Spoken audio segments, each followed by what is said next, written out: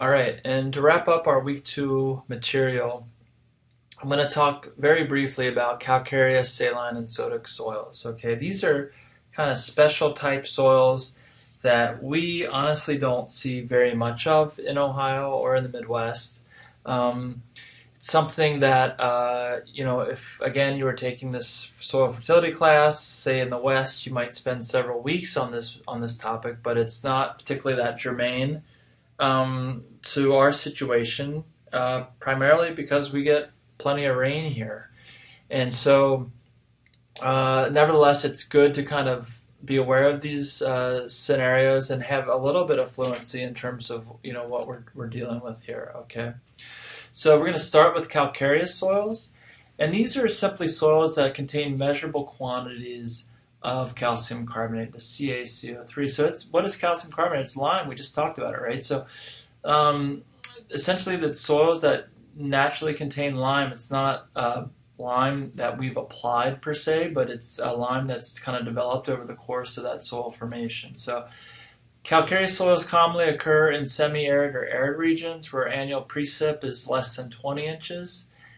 In reference, in Ohio, we're anywhere between 35 to 40 inches of rainfall annually. This is an exceptional year for that. We're well above that this year, but on an annual average, it's somewhere between 32 or 34 and 40 inches is what we typically see here.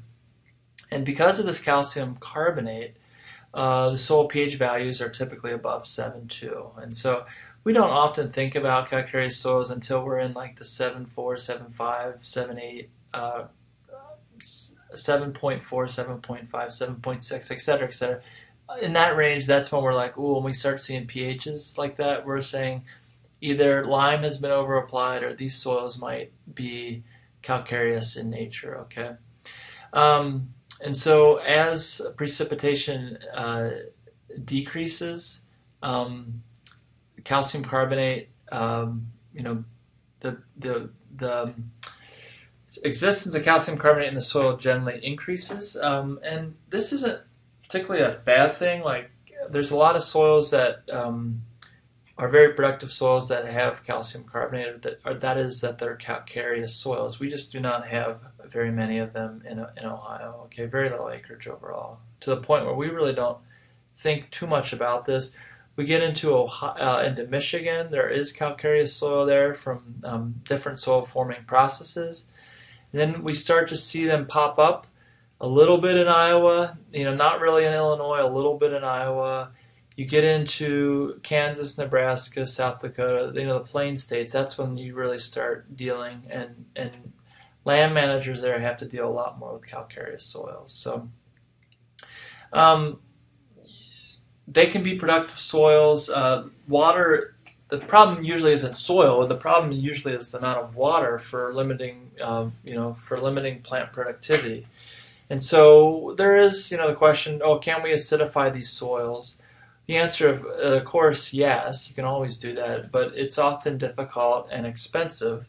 Some of the sources of acid, we talked about lime as a primary source, but elemental sulfur, sulfuric acid, or some of these ammonium sulfate would be examples of products that could be used, often not economically, but could be used to help acidify soil, drive it from alkaline down to neutral or slightly acidic. Okay, so then we talk about salt-affected soils. As more cropland has become irrigated and acreage under irrigation, and just kind of the global push for food and alleviating food insecurity has marched cropland acres to greater and greater areas. Irrigation has followed, and some of these areas have developed major problems with salt-affected soils. Okay, so thinking of certainly Asia is not alone in this, but areas of Mexico, India, China, Mongolia. These are places with huge salinity. Pakistan, huge issues with managing salt in their soils. Okay. Salt can accumulate in soils for many reasons. It can occur naturally through the weathering of rocks and parent material. High water tables often that might have high evaporative demand can end up, the water evaporates and leaves salt in that soil. If it's close to the ocean where there's, saltwater spray or flooding, of course, and there's a great ability to flood a soil with salt. But seawater intrusion, these are all kind of special case scenarios. By far, the much more common is this we get lower into this list, poor quality, high salt irrigation water. So actually irrigating with high salt in the water to begin with. And then irrigation mismanagement. This has been something that has kind of been empirically determined with how we actually manage salt in irrigation. And the reality is that we often need good quality, that is low salt irrigation water, and we need an excess of crop demand. So we need irrigation water to help flush some of those salts below the profile, okay? Now, if we're just pulling from the groundwater and re-irrigating, all those salts that we flushed out of the profile are just getting reapplied back on. So there's a bit of kind of a treadmill effect or a downward spiral that happens with a lot of this. And honestly, we might not think about or hear about this a lot, but like this idea of salinity, salt-affected soils have taken thousands, tens of thousands, hundreds of thousands of acres out of production globally because there's too much salt in its soil, and it's getting to the point where crops can't take it. And so there's a huge efforts to breed crops to to deal with high salt levels, just have tolerance for it. Okay. So when we talk about salt, what do we mean by that? Well, typically we're talking about saline soils. So there's this differentiation between saline and sodic. Okay, so saline, i.e., salt, is the root of that word, is more general. We can talk about calcium, magnesium, sodium, HCO3, for example. These are things. This bicarbonate, this is the stuff that generally we could call salt. The sodic soils, on the other hand, are specific to sodium. And sodium, this Na, right, is really problematic and by far a bigger deal to manage. Now, we can think about back to history, world history or whatever, and how Romans would salt, they'd go in and they'd march and conquer, and they'd salt the fields of their enemies, and that's a really rotten thing to do, but they would essentially render a lot of their productive agricultural soil useless by applying salt to it. Okay, so that's in some ways warfare tactics that were used more than 2,000 years ago. Okay, so anyways, we talk about saline soils, and these are measured. The units are funky, but we say anything over 4 EC. And then it's milliohms per centimeter. This is a milliohm is also considered, millisiemen is the kind of equivalent thing unit for that. Sometimes milliohms, sometimes millisiemens. Those are synonymous per centimeter. If it's greater than 4, we call it a saline soil. And then for sodic soils, we use this thing called an exchangeable sodium percentage, and that is greater than 15. It's sodic. Okay, so this chart just shows these are the normal values. Most all of our soil in Ohio falls in here. Sometimes they can be saline, they can be sodic, and they can be, if they fall in this lower quadrant, both saline and sodic. Okay, and then here are some kind of tolerance limits for what you can find. We get below, above 35, 40 exchangeable sodium levels, and just kind of forget about it. The plants aren't going to be growing. So, this is really just saying a slide showing the same thing with words that, maybe more clearly define that. Saline is this saturated extract, this electroconductivity of the saturated extract. So this is an analysis that's done in the lab. They basically make a soil solution slurry.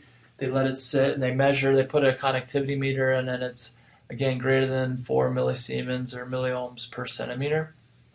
And so here are the conditions that technically classify a saline, a sodic, and a saline sodic soil. And this is, comparable to what we were talking about just right here. Okay. All right. Regions in the United States where salinity limits production. Well, where are they? They're in arid regions in the west, and they're along the coast. This should come as no surprise, considering what we just talked about. Effects of saline soil on plant growth. Okay, so let's see. Soil salinity limits plant growth by a water imbalance. So it's really a kind of a physiological effect in terms of the toxicity of that. Ion imbalances can consume a lot of energy. Can basically, for various reasons, plants go into this carbohydrate respiration phase, and it's not that different than a dog panting because it's too hot, right? So this idea that when we have ionic imbalances in the plant, we can actually the plant can spend a lot of energy just kind of dealing with that, and it's a drag on production, and we can get to the point where there might be sodium or chloride toxicities that do occur because of that. So for some plants, soil salinity influences growth at all stages, but the sensitivity of any individual crop will vary with the growth stage. So, we can talk about visual symptoms, drought stress, chlorosis, this anthocyanin production from dark or bluish, purplish, greenish leaf color. That's kind of a stress response, these like purpling of leaf tissue due to anthocyanins. Symptoms often show up in older leaves first where salts accumulate. Okay, so this is something that we can look to. We're not going to spend a lot of time on this, but we can look to kind of symptoms that we might find if we're in environments that have a lot of saline soil and suspect that salinity is negatively impacting growth.